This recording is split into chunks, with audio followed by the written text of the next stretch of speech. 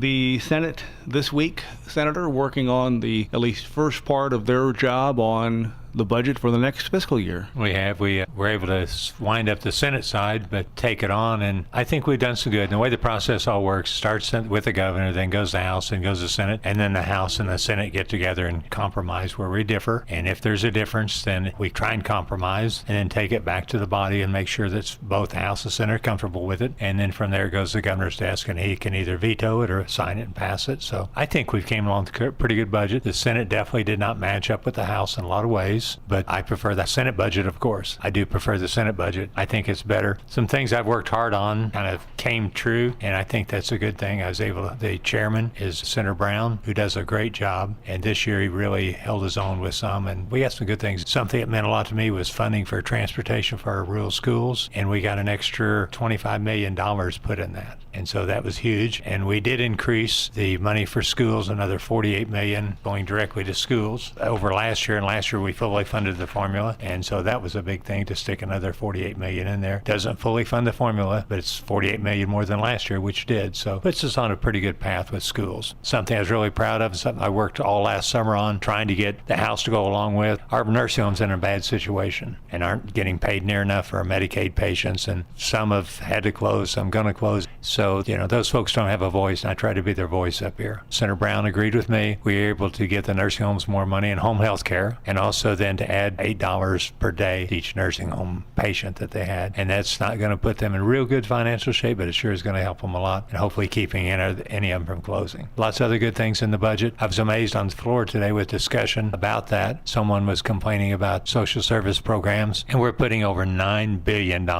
in social service programs. So we understand the needs. There's never enough money for anybody, but that's just huge when you think a third, the $28 billion budget is going for social programs. And another between 25 and 30%, 35% maybe for education. Yes, it'll be, if you count higher ed, it'll probably be close to 40%.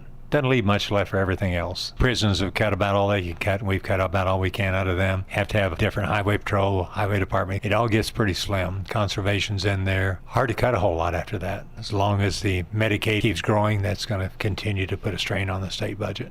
And again, as you say, next step is a conference committee between Senate and House. It will be. That should be coming up next week. I know I'll sit on some. I don't know which committees yet. The chairman hasn't announced which ones. I was able to sit on a couple last year and kind of help hold our own. So hopefully we can come to an agreement, and the citizens here in Missouri will be better off for what we do between the House and Senate. Still look to be able to make the May 11th deadline? Oh, yes. I think we'll be ahead of that. I think so. Hope so. That's by Constitution. We have to be done by May 11th. That always puts a little pressure, which I think is good. And this process all started with the governor back before the first of the year. Normally you get it a couple weeks into January. This year the governor's office was late getting it to us, but at that point the House had it, and then we got it probably 3 or 4 weeks ago, and spend lots of time. We start usually 8 in the morning, and usually it's 9 or 10 o'clock at night whenever we finish up, and it is just the Appropriations Committee. So it's just, I think there's 12 of us on there. Other legislation this week besides the budget for you? Yes, didn't get along very well today. It wasn't exactly a good day or the last couple of days. Had 2 bills that a senator did not like. I had physical oversight, and he had a bill that was going to cost general revenue $128 million,